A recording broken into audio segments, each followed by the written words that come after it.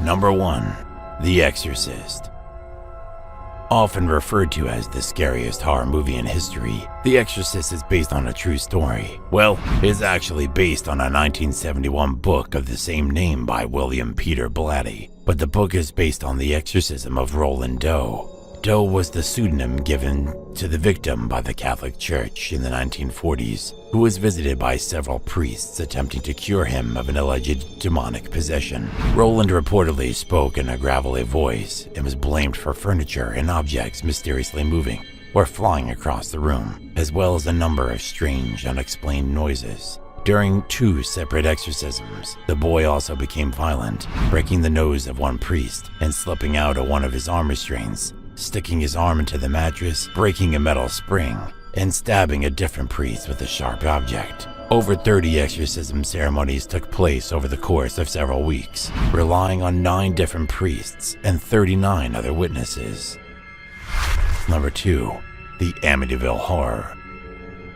As scary as it is, the basic premise of 1979's Amityville Horror is absolutely true. Ronald DeFeo Jr. really did shoot and kill all 6 members of his family in a Dutch colonial house in Amityville, New York, and the home was later occupied by the Lutz family. The Lutzes allegedly experienced much of the phenomena portrayed in the film, including swarms of flies inside the house out of season, vivid nightmares of the murders, cold spots, mysterious smells and noises, and the fact that George Lutz would unintentionally wake up every morning at 3:15, which he later found out was the time the murders took place. And yes, the Lutz family really did flee the house without their possessions, never to return. Number 3. The Hills Have Eyes. The thematic premise of A Trip Gone Bad remains a tried and true setup for a variety of horror film. Wes Craven's The Hills Have Eyes is no different. A large family is headed from Ohio to Los Angeles when car trouble derails their progress and forces them to deal with another family in the area who has an insatiable hunger for human flesh. Craven's film was inspired by the story of the Sawney Bean family, who had read about in the New York Public Library. According to the BBC, Bean was the leader of a 48-person clan in the 16th century Scotland that kidnapped, killed, and ate more than 1,000 people over the course of 25 years. During the search for the mysterious murderers, locals lynched numerous innocents, and upon capturing Bean, they brutally executed him and his followers. Number 4. The Exorcism of Emily Rose. The Exorcism of Emily Rose is an inventive take on what it means to not only experience what demonic possession is like, but also the consequences that stem from exhausting every possible means of curing an ailing 19-year-old girl. In this case, when an exorcism goes wrong, it opens up all the moral and legal issues that don't fit into a tidied courtroom box. The film is based upon the life and death of Anneliese Michel, who grew up in post-World War II Germany and began suffering from symptoms that today would be diagnosed as schizophrenia. However, her devoutly Catholic family insisted it was the devil's handiwork, impressed that their local parish perform an exorcism.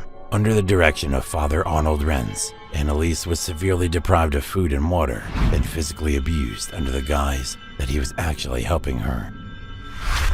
Number 5. The Conjuring. Many people's gripes with horror films is the logic behind the actions of those being tormented. However, that is easily dealt with in The Conjuring, as the film centers on the exploits of Ed and Lorraine Warren, who as paranormal researchers actively seek out disturbing settings. The Warrens' focus is the Perron family, who know something is amiss with their new home. While it's certainly a classic setup, the film delivers a number of shocking jolts that will leave you pining for a reprieve from a visual onslaught. The Warrens themselves have come under criticism from naysayers, who charge them with inventing ghost stories, although the Perron family has backed up their claims as it relates to The Conjuring. The Perrons' oldest daughter, Andrea, commented, "Both my mother and I would just as soon swallow our tongue than tell a lie. People are free to believe what they want to believe, but I know what we experienced." Number 6. Wolf Creek. Australian film Wolf Creek avoids any elevated set pieces or unrealistic motivations for the antagonist in favor of an ultra-realistic depiction of a road trip gone wrong. When three friends find themselves stranded near Wolf Creek National Park in Western Australia, the group is approached by a would-be Good Samaritan who offers to tow them to his nearby house, where he has the tools and resources to help him. What ensues is one of the most violent and disturbing displays of violence in cinematic history. Although critics were divided, few can deny that Wolf Creek is a horrifically scary film, made even more disturbing by the fact that it is loosely based on actual events. The film is an amalgamation of the murderous exploits of convicted killers Bradley John Murdoch and Ivan Millet, the latter who is nicknamed the Backpack Killer, after killing 7 travelers along Belanglo State Forest between Sydney and Canberra. Number 7. A Nightmare on Elm Street. The character of Freddy Krueger was entirely an invention of writer and director Wes Craven, as was the teen-centric aspect of the film. But the fear and possibility of dying in one's sleep due to terrifying nightmares? That's unfortunately a very real thing. In the 1970s, a group of Southeast Asian genocide refugees in the US suffered from such vivid night terrors that some refused to sleep. A few who eventually fell asleep died during their slumber, despite being otherwise healthy. The condition was first dubbed Asian Death Syndrome, but was later called Sudden Unexplained Death Syndrome, or Brugada Syndrome, and it was Craven's inspiration for his now famous, uber-popular horror franchise. The Los Angeles Times article, which served as the original source material, noted that 104 men, with an average age of 33, had mysteriously died in their sleep. Number 8. The Haunting in Connecticut is an inventive take on the haunted house horror genre. By adding a sick child riddled with cancer into the equation, a family needs to make their new home work out of sheer proximity to the hospital. But of course, there are secrets lurking which involve the original purpose of the house as a mortuary and the spirits contained inside of the walls. The film is based on the recall of the Snedeker family of Southington, Connecticut from 1986, who hired Ed and Lorraine Warren, who contended that mortuary staff had practiced necromancy and necrophilia with the corpses. Number 9. Open water.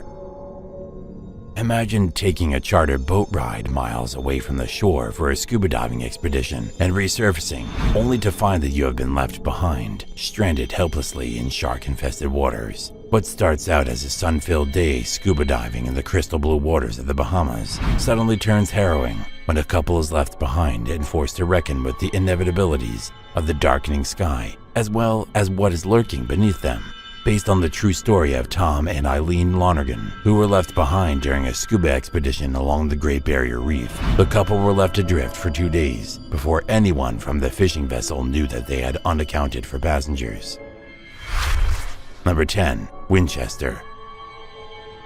The Winchester Mystery House is real, and its Hollywood adaptation is based on a true story. Known as one of the most haunted mansions in the world, this house is 7 stories tall and was once home to Sarah Winchester, heiress to the Winchester Repeating Arms fortune. According to Sarah, the house was haunted by spirits who were killed by Winchester rifles. Throughout her time living in the house, it is said that construction never stopped because Sarah wanted to appease the spirits killed by the company's firearms. Now the house is a creepy tourist attraction. Its odd floor plan includes a stairway that doesn't lead anywhere, a doorway that opens out into nothing, and the number 13 written into the home's strange decor. That brings us to the end of the video. Which horror movie based on a true story is your favorite? Let us know in the comments down below. Also, please like this video and subscribe to our channel if you haven't already. Thanks for watching.